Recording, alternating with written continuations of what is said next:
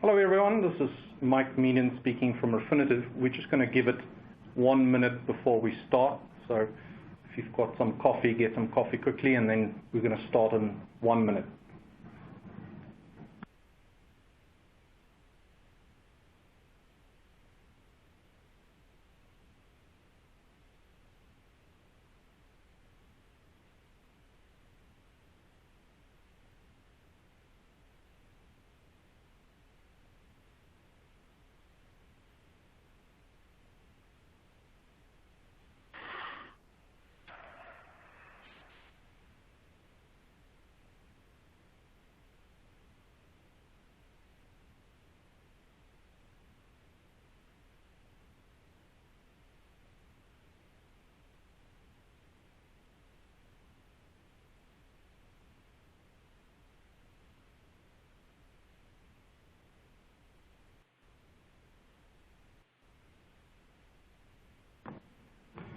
All right, good morning and good afternoon, everyone. I am Mike Meaden. I'm a performance director at Refinitiv, looking after our risk business across EMEA.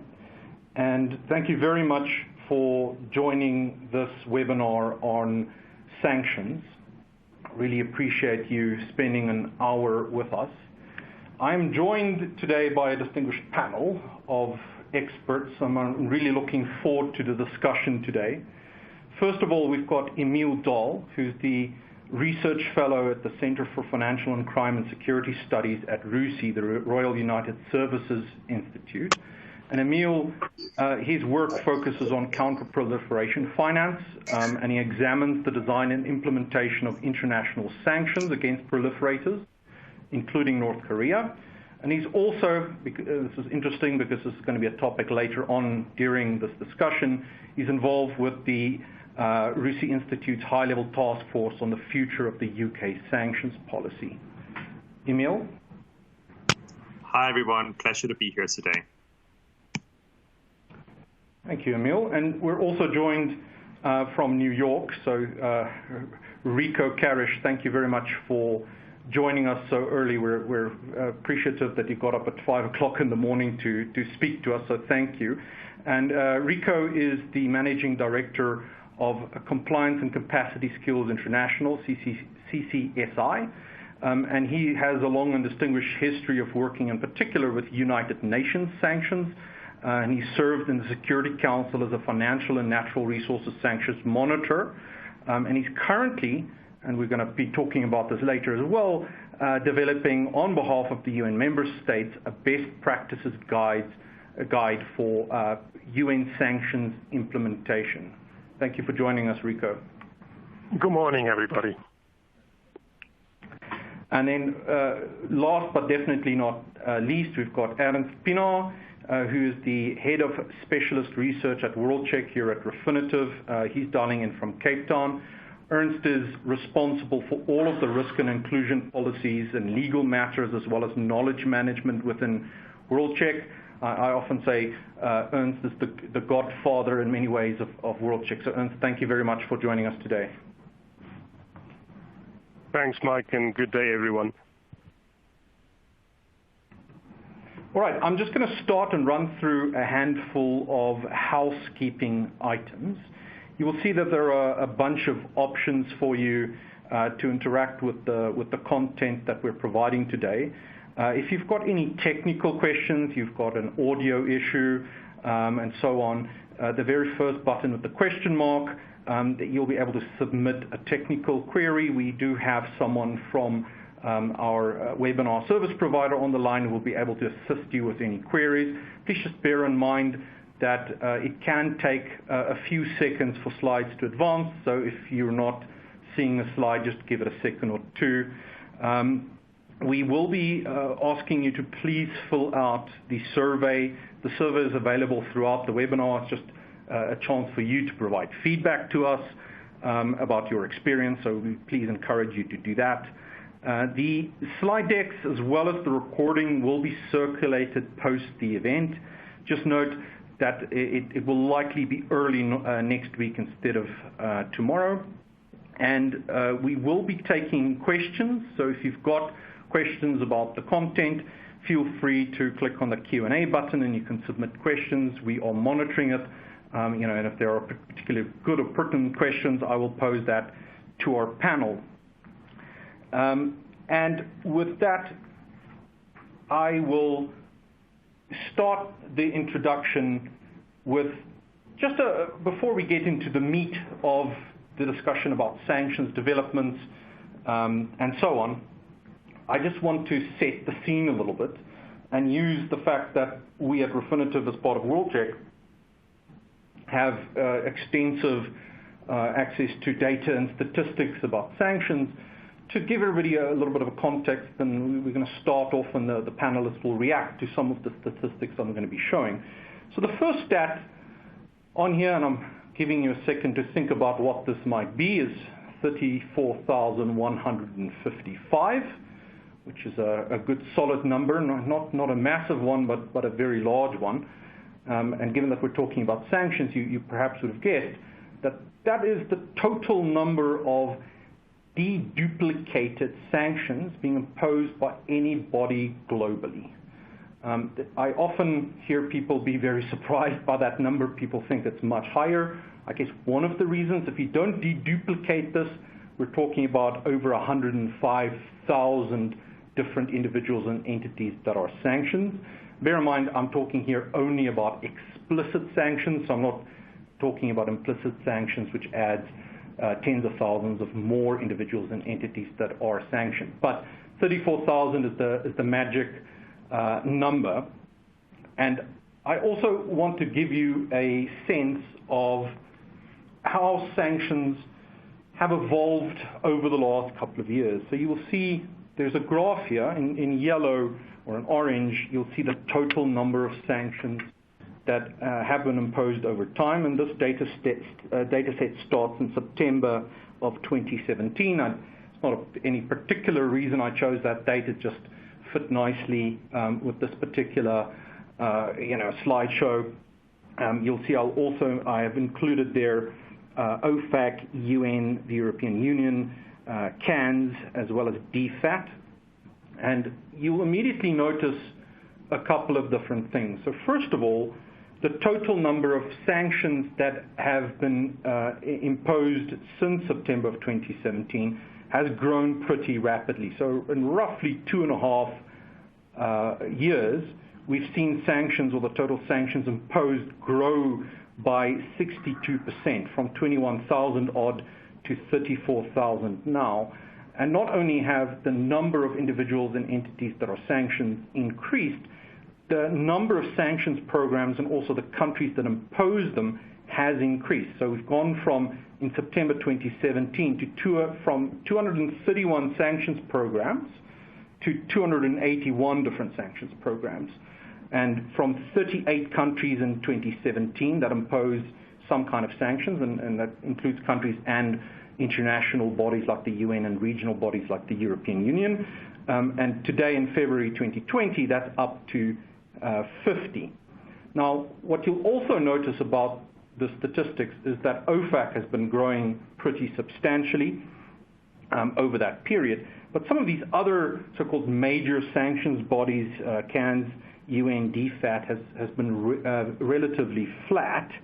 And interestingly, they're not included here, but if I graphed here as well, Menefi, JMOF, etc., it follows very much the same trend. In other words, broadly speaking, all of the major sanctions bodies, other than OFAC, is flat, and yet the total number of sanctions being imposed has increased pretty dramatically. And one of the reasons why that is happening is what I guess you can call the rise of national sanctions. You'll immediately notice that there is a pretty substantial spike in sanctions being imposed in the middle of last year. And what I've done here is I've left OFAC on this particular slide, but I have included a couple of other national sanctions. So these are sanctions regimes that are far less well known and far less complied with, but nonetheless are driving some of these increases. So the first is a Pakistan terrorist list. The second are Ukrainian sanctions. So those are sanctions relating to the conflict with Russia over Crimea. And also the Russian sanctions on the Ukraine, so the Russian special economic sanctions. So you'll immediately be able to see that there has been a pretty dramatic increase in the number of national sanctions. And I earlier showed you effectively the net position, but that hides a lot of churn and a lot of change. So what I've done here is we've graphed over the same time period, so this starts from September 2017, the additions, deletions, and amendments, with green being additions, orange being amendments, and red being deletions or delistings. And as you can see, OFAC has been pretty busy with a fairly consistent number of new listings, delistings, and also amendments. That big green spike in 2018, by the way, is the JCPOA snapback. Now, in stark contrast, you can see that the UN has been far less active in their sanctions regime, and very noticeably so in comparison to the likes of OFAC. And the same thing is very much true as well of the European Union. So I guess it's busier than the UN, but not nearly as busy as the United States. And then two final things that I want to show you. The first is the overlap between different sanctions regimes. So in other words, this is a Venn diagram that shows you if one entity or individual is sanctioned under one sanctions regime, are they also sanctioned on another? I think that the key takeaway here is, as you can see, there's over 7,200 different sanctions regimes, sanctions individuals or entities that OFAC sanctions, and none of the other entities on here, HMT, UN, and EU sanction, which is very, very interesting. And then finally is a question around, well, where are the individuals or entities that are being sanctioned? So first of all, I've got the UN, and these are three snapshots of the geographic dispersion of sanctions. So these are the locations associated with individuals, for example, nationality or the country of registration if it's an entity. And I've got 2020, 2018, and 2016. And as you can see, in the case of the UN, there's been a marked increase. If you look at the top right-hand side, you'll see that there's been a rise in North Korean sanctions in particular proportionally, but there continues to be substantial sanctions on Iran, Afghanistan, and Iraq, but there are individuals and entities that are sanctioned in nearly every country in the world by the UN.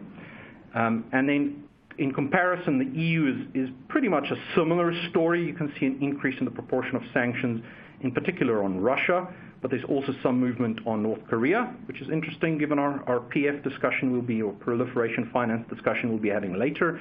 And then the very final thing I want to show you is OFAC. Now, OFAC is very interesting. You'll see that neither of the other two bodies have nearly as many designations in South and Central America. So you've got Venezuela and Mexico that stand out immediately. Most of those Mexican designations relate to, for example, kingpin designations for anti-narcotics trafficking and so on.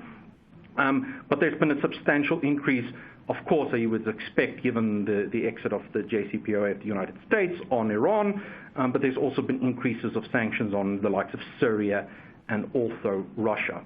I think a key takeaway from this, though, is that we have pretty divergent sanctions regimes here that are engaging in very varied amounts of sanctions activity. And they seem to be sanctioning individuals in a very divergent way, and in particular that applies to the United States, and that also applies both to the individuals and entities being sanctioned and also the geographic area where those sanctions are typically taking place. All right, so with that context, I want to go to, first of all, to Rico to react to this. And I guess the question I want to ask you, and the question we posed during the in the outline of this webinar is, has there been a fracturing of the consensus around sanctions, and in particular the United Nations role in enforcing sanctions? Rico. Yes, thank you, Mike.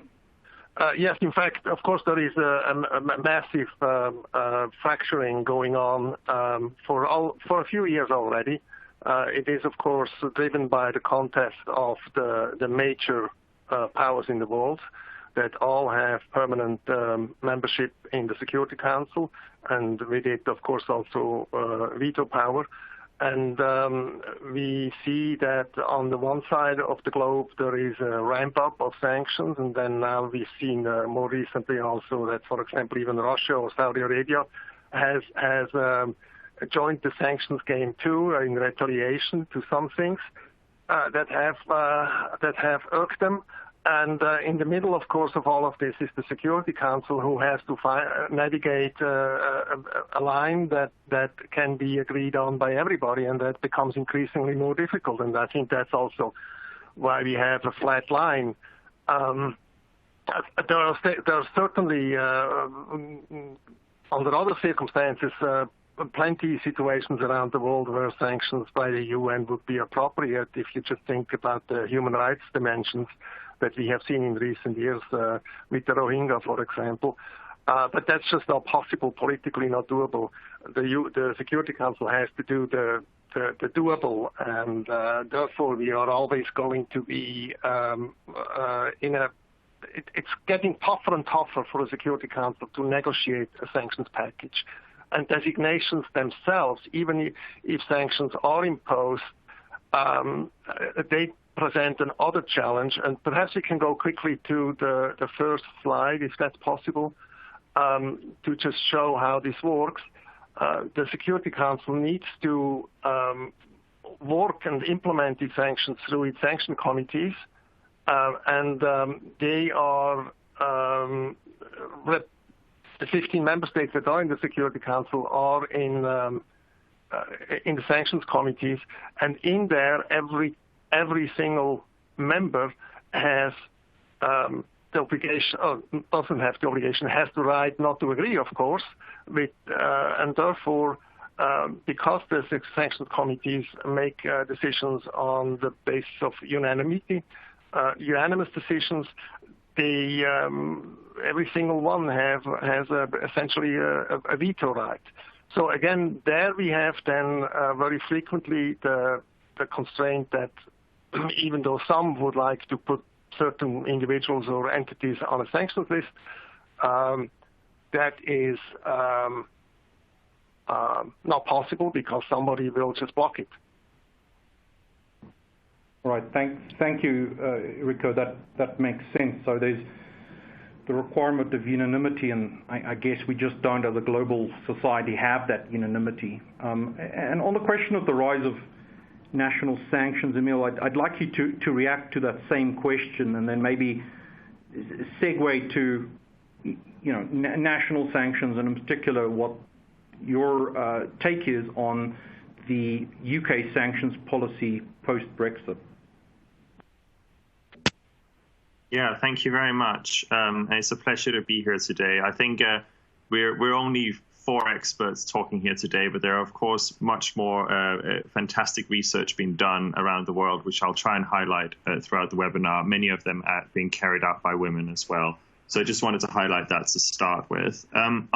It's fascinating that you talk about the sort of rise of national sanctions at the same time that we see a stalling at the United Nations Security Council. And I just want to point out, for example, that UN sanctions on North Korea are perhaps the most comprehensive sanctions regime that the UN has ever agreed to.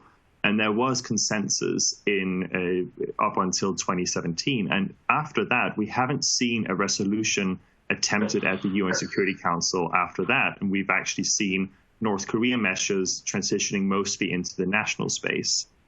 I think when we're talking about the rise of national sanctions, a lot of it is about the U.S. The U.S. has different types of sanctions. They don't just do more designations, but they also do different types of sanctions that have different authorities. Everything from sort of long-standing embargoes against certain countries that have been in place since the 70s to 80s, to specific programs. You mentioned the kingpin sanctions, which is something that's quite unique to the US, or sort of new creative ways of targeting countries. And we see this both in Congress and in the White House, both issuing sanctions powers. So the US is the most prolific user of national sanctions, but it's not the only actor. There's a number of other national or unilateral sanctions taking place. The EU is a major sanctions legislator, but there are also other countries like Canada, which has been very active on Nicaragua in particular in the last year, Australia, Japan and South Korea, who are also in the sanctions game and are sort of looking to use sanctions in a similar way for foreign policy purposes. So on the UK question, so of course the UK has been implementing EU sanctions so far as being a member state of the EU. I think the slides are advancing. I'm not advancing the slides, so can someone please go back? The UK has been implementing EU sanctions because of its membership of the EU, but after Brexit, this will no longer be the case. And the UK has passed something called the Sanctions and Anti-Money Laundering Act, which gives the UK the ability to design and implement its own sanctions. So when we look at that Venn diagram, and where there was very few that the UK has unilaterally put in place so far, I think we will see that rise. And particularly, the UK is keen to pursue human rights sanctions, which is, of course, also something that the EU is pursuing, but at a much slower pace. I think in all of this, and I'll end on that, I think it's important to think about what kind of coordination the UK will pursue after Brexit on sanctions. It will either continue to align itself with the EU and the sanctions passed by the EU, or it could also seek, and I think there are signs suggesting that it might go in this direction, seek closer collaboration with the US on a number of sanctions topics, including human rights sanctions. And I think that's definitely going to be an interesting development to watch over the next year as Brexit sort of becomes a reality here in the United Kingdom.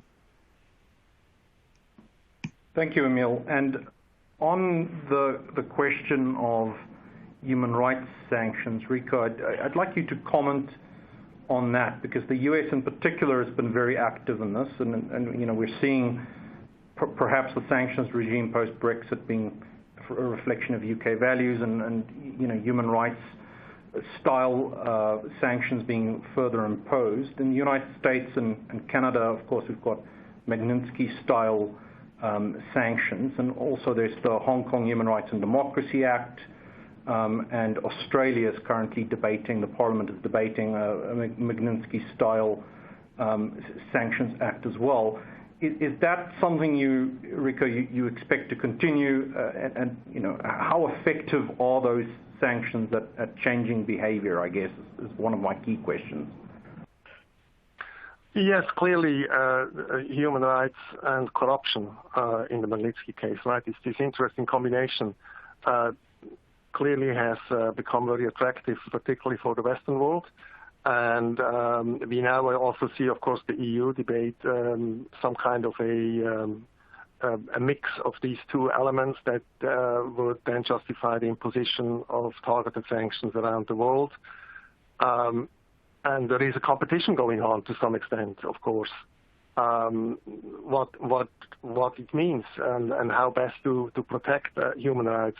But again, of course, when you come to the UN, there is going to be that obstacle of, in order to achieve that authoritative position that the UN Security Council needs to have when it imposes sanctions and it needs to be globally respected, there needs to be consensus, and the need for consensus prevents then from the 50 members from agreeing on any of the sanctions packages. So I don't expect the UN to play an important role in this. And therefore, then it's going to be probably between the US, Canada, Australia, the EU, and perhaps some others. Thank you, Rico, for that. Emil, do you have a reaction to that as well, please? Yeah, I agree with that assessment. It's likely to take place at the national level. And a lot of these countries are perceiving human rights sanctions as an effective way to target those involved in the most atrocious and brutal practices without necessarily designating or targeting an entire country. But for me, some interesting questions arise when it comes to definitions and what are the sort of criteria for being designated, and more importantly, what's the criteria for being delisted or being removed from these sanctions again? Is the designation done based on someone's position in the army or based on the behavior that they've exhibited? Because if they later on resign from that position, should that be enough to lift those sanctions? And I think going forward, these countries that are pursuing human rights sanctions really needs to put in place clear listing and delisting criteria, because otherwise you get into a landscape where it sort of becomes a free-for-all and of where human rights sanctions are applied and when they're not. Absolutely. And Emil, while you're talking, I think I would like you to also speak about proliferation finance, if you don't mind, because the United Nations, of course, have a really important role to play in this topic in particular. And I know you've got two slides you want to show on this. If you can talk us through proliferation finance and what practitioners in particular need to look out for when it comes to spotting potential risks from proliferation finance. Thank you very much. Yes, I should note that I'll try and stick to a couple of minutes here. But at RUSI, we've had a program for 5 years, proliferation finance, and I believe that we have a link in the resource list. So if you are interested in learning more about our work, do go to our website, rusi.org/CPF. But what I wanted to go through here is basically a discussion about what is proliferation financing, because I think it's a term that's been used more and more frequently, and it's sort of often grouped in with money laundering. It's also grouped in with sanctions. So I wanted to spend a few minutes on discussing what is proliferation financing and how is it different when it comes to North Korea in particular. So the Financial Action Task Force introduced proliferation financing into its mandate in 2012. And in 2010, they provided a definition which very much focused on proliferation financing being the financing of nuclear, chemical, and biological weapons. So the financing directly connected to the procurement of specific goods and materials that are needed in weapons of mass destruction. And you saw the earlier slide with the rise in UN sanctions on North Korea, because that's sort of where proliferation finance or proliferation-related sanctions have expanded quite a lot. And it's not just about targeted financial sanctions, so the number of designations. It's actually the most expansive measures actually exist at the sort of what we call activity-based sanctions, which is a ban on financing prohibited activities, having relationships with North Korean financial institutions, cooperating with or forming joint ventures with North Korean companies, or sectoral sanctions, which focuses on particular economic activities and trade and banning those trades and activities. And really, that kind of sanctions is less connected to directly the development of nuclear, chemical, and biological weapons, and more about the North Korean country as a whole. So I think that's an interesting development because it does expand the scope of what we understand proliferation financing. And it does make life difficult for financial institutions who are trying to combat this. Is it a money laundering problem? Yes, proliferation financing and proliferators use front companies and layering of transactions and things like that, borrowed from the world of money laundering. But ultimately, we're also talking about sanctions and sanctioned activities that need to be considered here. So I think I want to sort of bring up this slide here, which I think it all starts about knowledge. Do people understand what proliferators are up to and what their networks look like and what their activities look like? We recently conducted a survey here at RUSI, which there's also a link to in the resources slide, which gave some fascinating insights on it's really the international banks that understand what proliferation finance is, and the national banks haven't devoted as much attention to it. The next level, I would say, is about risk assessment. Our survey also found that 66% of banks, for example, do not conduct a standalone risk assessment on proliferation finance. They do risk assessments on sanctions and money laundering, but not on proliferation financing. So they don't consider the proliferation finance threats that are unique to their organization.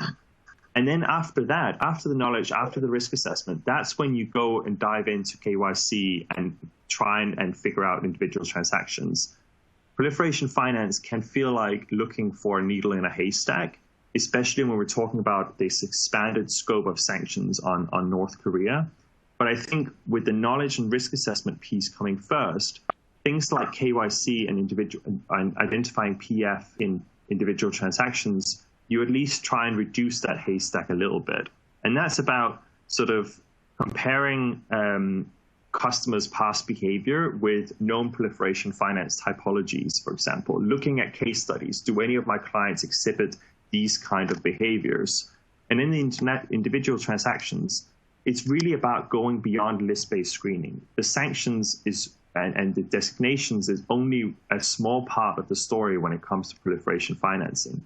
Proliferation financing is much more about the activities and the end use. And even if a non-designated actor carries out an activity, if the end use is ultimately for the benefit of proliferator, that is proliferation financing and something that banks also need to consider. So it's about going beyond the list-based screening.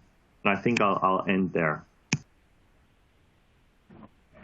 Thank you, Emil. That was very insightful and helpful. And it's actually, your very last comment is actually a brilliant segue, because one of the unremitting challenges of sanctions is, as challenging as it is to try to comply with these vast and ever-changing lists of individuals and entities on various sanctions bodies' official lists, sanctions orders typically extend those sanctions even further.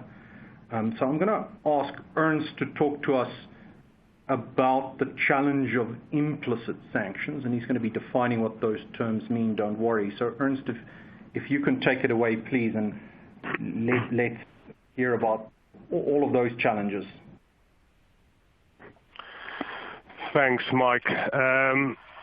So let's first try and distinguish between the concept of explicit sanctions as it relates to implicit sanctions. So explicit sanctions, as a quick introduction, as the audience will know much better than I do, is where the names of the entities, the individuals, sometimes countries, organizations, are explicitly listed, and hence the word, on a specific list. And this is quite straightforward. The information is available across the various bodies. And from our side in the Refinitiv space, this so-called protective measures, the asset freezes, the asset blocks, the investment bans, etc., across those many lists that Mike referenced in the beginning, there's quite a substantial number of them now, including the national list, which we all cover, and many of them are across the globe on a 24-hour 365 basis, to supply the clients with that explicit list data. But what Mike also mentioned in the beginning is there is a lot of duplication across these explicitly listed information. So by deduplicating this information within your screening environment will reduce your screening burden as you focus on those specific topics. And in the interest of time, maybe at the Q&A phase, we can deep dive a bit more on the practical ways that we focus on that kind of explicit sanctions. But as Emil has mentioned, when we look at the UN and all the other bodies, just focusing on the names that's listed on the specific listings doesn't give you the full picture. because many of these organizations, and the example of proliferation in North Korea, and many of the other examples that we've talked about in narcotics trafficking kingpins in Latin America, whatever the case might be, most of the operations is done by front companies, and we saw a lot of that during the expose of the Panama Papers, Paradise Papers, et cetera, et cetera. So one thing that we focus a great deal of our attention on is not only focusing on this explicitly listed individual or entity, but also looking at the network, and we've been doing that for many years. But what happened recently is the so-called introduction of the concept of so-called implicit sanctions. For a number of years, what we have meant by this terminology was also a kind of narrative sanction. So this is my attempt as a definition to explain that difference between what's explicitly listed, that you have to screen, all the deduplication that you have to do across the various lists to put into your screening, your payment systems. But in addition to that, this whole concept of narrative sanctions becomes more and more important.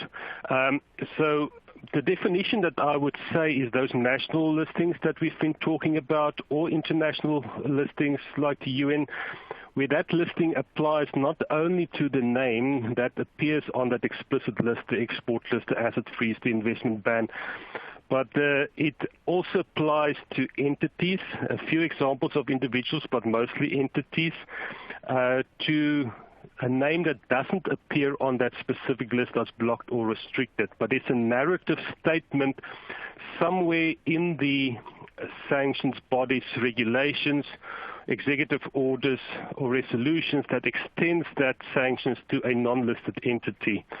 And the most well-known example of this is obviously OFAC. The OFAC 50% rule has been in place since 2008, but for many years did not get all the attention it needed until the Russian sanctions came forward. And I guess it's because many of the sanctioned countries and entities at that stage did not have a much global footprint as did the Russian organizations and individuals. In 2014, when the Russian sanctions was issued, they also added the word aggregate to the definition to say that any entity that's individually, aggregate, direct or indirectly 50% or more owned by a blocked individual entity should also be considered, whether that entity is listed or not. So obviously this causes a great amount of issues to our clients, and as Mike said in the opening paragraphs, looking at its 34,000 sanctions explicit listings doesn't include all these entities that so-called owned and controlled. But this is not only limited to OFAC. This is also in the EU. They also have the 50% rule. But the EU is slightly different in the fact that they bring in the concept of controlling of a legal person. And I don't think we have time to go through all the definitions of what can be meant by controlling. But there is regulations within the EU register that you can find all the information around what they are considering controlling.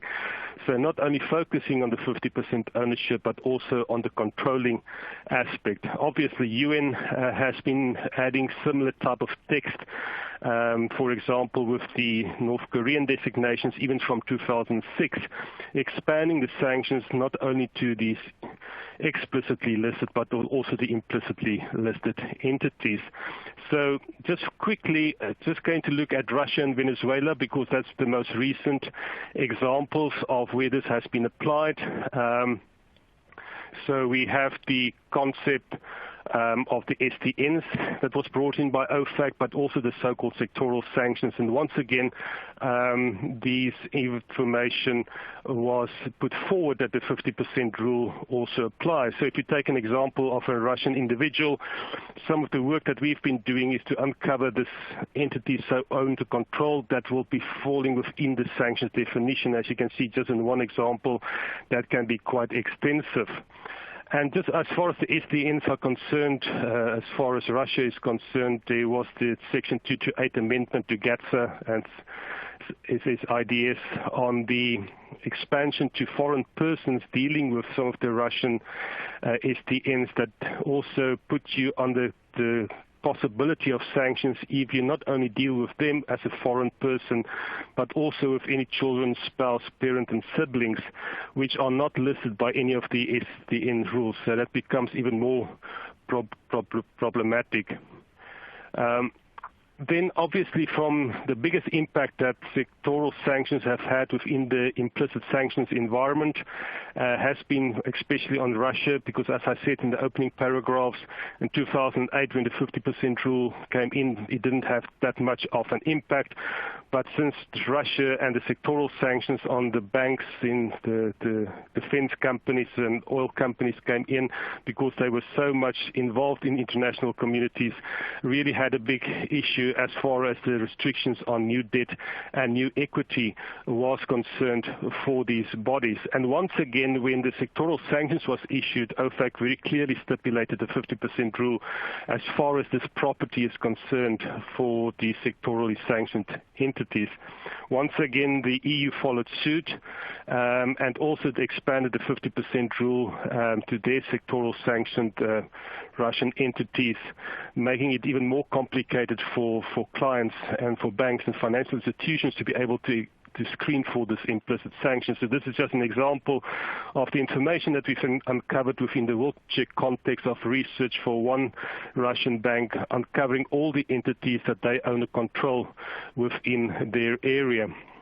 Rushing quickly to an end for sake of time, we've seen that also very recently for Venezuela, especially from the side of the US, issuing sectoral sanctions on new debt and new equity for Venezuela, not only the country, but also specific Petroleum to Venezuela, and also once again focusing that wide net on any instrumentality, any agency, any entity owned or controlled.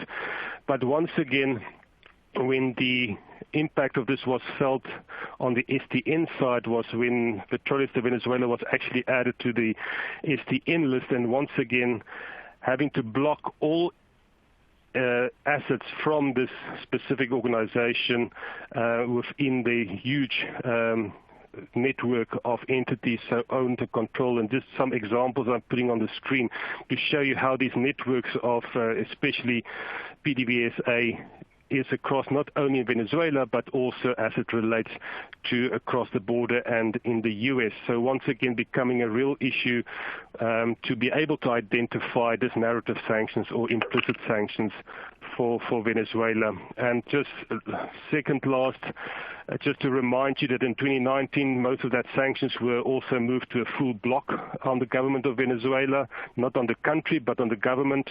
Once again, that full block, not only on the SDNs, but all entities under control, once again, clearly iterated by the U.S. in their directions, as well as expanding that to all the different bodies within the government, all the state-owned enterprises, etc., etc. And once again, a lot of work that we've done in expanding that and uncovering that information within the data file. Mike, I'm just going to pause that in the sake of time. That was quite quick, but happy to take any further questions on the topic. Thank you, Ernst. I do think it would be useful, if you don't mind, to talk briefly about, because it's one of the questions we've gotten from the audience when it comes to sanctions on securities. I don't know if you briefly want to touch on that, and then I also have a question for you after that. Absolutely. So very good question. So on the sanctioned securities, if we talk from a product perspective and world check side, what we have done since 2014, especially with Russia being so involved in the international community and commerce, within our database we have been adding the international security codes, ISINs, as well as the QSIP and CDOL of these entities that was already active at the time of sanctions or were issued after the sanctions, to help clients to identify those securities. So this information is available, sometimes quite difficult in certain markets to find this information, but we're readily available. We are able to mine that, and especially for Venezuela, the U.S. government has given some indication of what is blacklisted and what is whitelisted securities, especially within the ISIN environment. So a great deal of focus and attention goes into identifying these securities.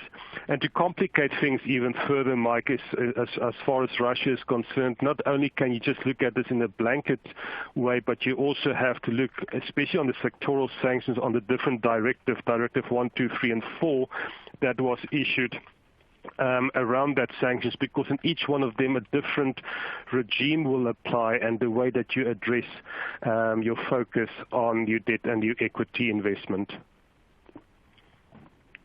Thank you, Ernst. And then just quickly, we've got a question from Claire. I mean, we've seen, the continuous advancement of these narrative style or these implicit style sanctions, that they tend to be expanding. We've seen further implicit sanctions being imposed in terms of the Chemical, Biological Weapons Control and Elimination Act. The Russian government has gotten in on the act with Presidential Decree 592, extending the sanctions on Ukraine. And, we even have the Indian Ministry of Home Affairs. They designate Al-Qaeda and all its manifestations and language like that. So, I mean, and that's on top of everything else, OFAC 50% rule, EU CARTSAR Section 228, and so on. So, I mean, you've been following this for many years. Is this trend, you think, going to continue, or are we going to keep seeing sanctions entities or sanctions bodies issuing these types of sanctions? Without a doubt, and I think it also feeds into your opening statements, especially around the national sanctions. The old saying that one man's terrorist is another person's freedom fighter, where many of these countries, whether it's Ukraine, whether it's Russia, whether it's Saudi Arabia, whether it's Israel, whatever the case might be, makes use of the national sanctions powers to list individuals or entities that fits that specific political agenda as a focus. And we've seen, to your point, whether it's Pakistan with the major listing, Ukraine, Russia, Saudi Arabia, and all the other certain Arab countries that's been quite active in this area, that is just progressing even more and more. Fortunately, as I said, as Emil has mentioned, and as I also tried to focus on initially, is that because we have so many expert analysts speaking 65 languages within our team for since the inception of WorldCheck in the year 2000, not only from 2014, focusing on expanding these networks and these front companies and individuals, whether it's on national, international sanctions or on these new national sanctions, especially around the terrorism and other threats that might be issued. Taking a non-political approach, objective approach, and focusing on all of these individuals or entities in uncovering that information. And it continues to grow, the numbers continue to grow, and definitely don't see any change in that anytime soon. All right, fantastic. Thank you so much, Ernst. It's clear that as complicated as it is, it's even more complicated once you really delve into the details. So, Ernst, thank you very much for sharing your expertise with us. That was very useful.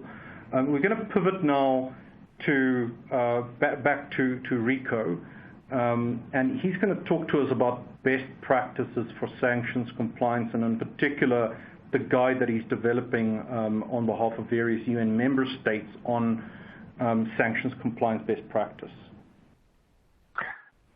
So let me quickly talk to you about the inner workings that have been developing sort of quite organically and in an ad hoc fashion for the past 20 years. It's actually over 20 years now.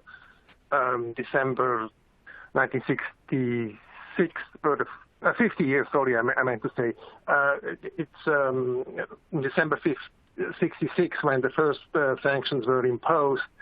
But the real spike started in after the Cold War, and what started to evolve is that the actual principal implementation authority within the UN is the sanction committee. For each regime, one sanction committee. Then, it's relatively new, about 20 years ago now, the invention of adding eyes and ears to sanction committee with expert groups, independent experts that are being sent into the conflict region. They investigate the non-compliance. They compile information about violators. They report these findings, and they make recommendations for designations for target sanctions. So this is the machine that produces the lists about which we all talk here. And they also actually are supposed to ensure that this is a new thing, and I think is going to be very important. They have to ensure that each accused, each violator, gets full due process rights, the right to defend against accusations, etc., etc. But ultimately, the sanction committee and not the Security Council is deciding on designations and delistings, which is another very complicated problem politically for a lot of sanctions regimes. We can go to the next slide. Just to reiterate very quickly, this is the universe of measures that the UN currently has imposed. It's a vast number of different interests. It involves many different industries, directly and indirectly. So that is part of where these complications come from. And then now we can move again to the next slide. We have started now, for the first time, really, it's a pioneering piece of work that we are doing together with interested member states to develop a best practice guide for principal sanctions actors. That would be slide 43. That we, in many consultations with member states and other sanctions stakeholders, we were also at the EU in Brussels, we were at the African Union in Addis Ababa, we were with the human rights community in Geneva, where we developed an understanding of what is, in today's world, the best way, the most effective way to implement sanctions. This is revealing considerable discrepancies, particularly between the global north and the global south. And the best practice guide hopefully will help to even out these problems. Can we go on to the next slide? Just to quickly reiterate, one of the principles that is often not understood, but particularly in the global south, is that in addition to understanding who is on the sanctions, so these are your designation lists, you also have to understand what is on the sanctions, and this, I think, would be in earned lingo, it would be the narrative for the implicit sanctions. That needs to be explained and in great detail. And there is a lot of capacity need that needs to be developed around the world, not just with companies, but also and particularly with governments. One of the things, we can go to the next slide, one of the things that we will also try to address is a clear understanding, both for governments and for companies, what are the typical red flags.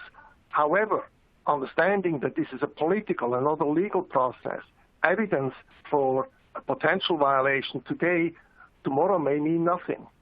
Things change, threats change all the time, threats to international peace and security, therefore also the sanctions response has to evolve and change, and with it also an understanding of what are the giveaways, the indicators that we are looking for. Clearly, the most simple things are listed here. Senior officials working on those that are already on the sanctions, and shipments and trade with companies or recipients operating in countries on the sanctions. Obviously, these are problematic situations. But then when we go to the more refined indicators on the next slide, perhaps, we can see that the trade practice analysis that is needed in order to properly implement and comply with sanctions becomes more and more sophisticated, and we can start to actually break it down into each industry and sub-industries. For example, I'm sure many of the audiences understand this. When you have a financial industry, it's not just the large international banks, it's also the smaller banks, and then of course the intermediaries, they all bring their own complexities with you. I want to end quickly with one example from my experience when I still worked as an expert. We had, for example, in Darfur an opportunity to get to the wreckages of a drone that crashed in the Jebel Mara. We wanted to get to this material in order to start the tracing, typical process that experts, UN experts, would be doing, tracing of shells or arms or in this case drone parts, in order to identify exactly how did it come into the region that was under sanction. In this particular situation, we were lucky because it was a relatively sophisticated drone, and we wanted to the electronics of the drone.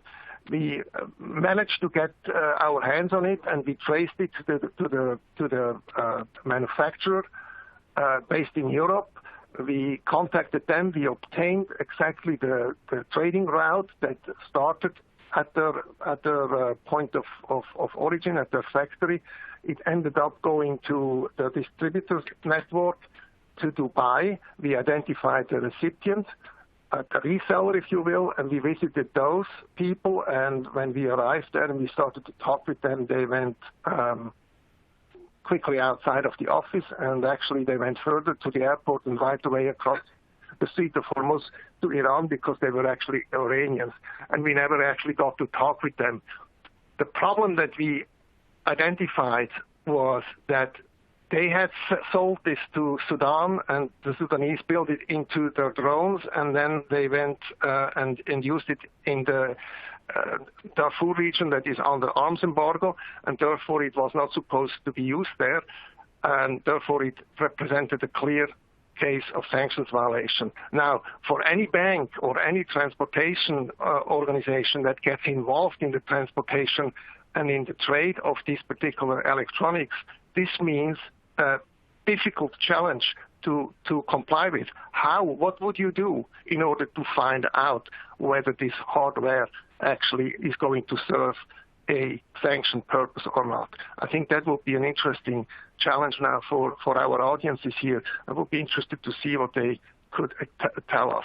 But this is the daily practice of UN sanctions monitors and investigators. And then, of course, they bring all this information to the sanction committee, and they make decisions based on this information, who to list and who not to list. And in this particular case, of course, again, the political conditions in the Security Council prevented these particular sellers to be designated. Thank you. Bye. Fantastic. Rico, that was a fantastic and very interesting anecdote. Thank you, and thank you for taking us through the best practices guide as well. We only have a handful of minutes left, literally, and I want to end by touching on a very important topic, which is enforcement. So we were just discussing, well, how do we find out who the people are engaging in some kind of activity, and we want to designate them in one way or another. But in many ways, if there's no enforcement around that, does that designation matter? Emil, I don't know if you mind taking that one, and what's your reaction to the enforcement, and in particular of UN sanctions? Yeah, I'm happy to end on that note, and I'll try and make it quick. I mean, ultimately, sanctions is about deterring someone from doing something that you don't agree with. So if they're not enforced, then there's very little motivation to comply with the sanctions. So enforcement is a very important part of an effective sanctions designation. And for sanctions to be effective, they need to be enforced properly. And that's really where we see problems all over the world. UN sanctions are notorious for their sort of lax implementation in many parts of the world. But even, I mean, a bit closer to our home here in the EU, we've had big enforcement problems with member states, because while sanctions are designed in Brussels, they're enforced by each individual member state. And the EU is now taking steps to actually increase the capacity to enforce sanctions. They've moved the sanctions, relevant sanctions bit from the External Action Service and into the Fiscal Markets Director General, which sort of has the ability to actually bring cases against member states who are not enforcing sanctions properly. So clearly, sanctions enforcement is a topic that will be key to watch over the next few years, because these designations matter very little if they're not being enforced. I also want to just quickly say that we haven't talked about sanctions evasion. And I think that's really key. And we're seeing new technologies really affect how sanctioned actors are evading sanctions. And one of them is cryptocurrency. And that's something my colleague here at RUSI, Kayla Eisenman, has been doing a lot of work on. How do sanctioned actors, can they exploit things like crypto and new technologies to evade and circumvent sanctions? So if you're interested in that, or our work on the future of UK sanctions, which we will be following closely and have been following closely so far, but we will be monitoring the rollout of UK sanctions over the next few years, please go to rusi.org/CFCS, and you can see all of our research on there. Thank you. Fantastic. Thank you for that, Emil. And just to second the work that RUSI does, I encourage everyone to have a look. We'll also include some resources from RUSI in the post-event email. So that's as much as we have time for today. So Rico, Emil, Ernst, thank you very, very much for your insights. That was very useful, I think. Thank you very much. To the audience, thank you very much for your time. We appreciate you spending the last hour with us. And just a reminder that we would like you to please fill out the survey, give us your feedback. And then finally, we will be circulating the slides as well as the recording early next week. So thank you for that. Have a brilliant afternoon and a brilliant week. Goodbye.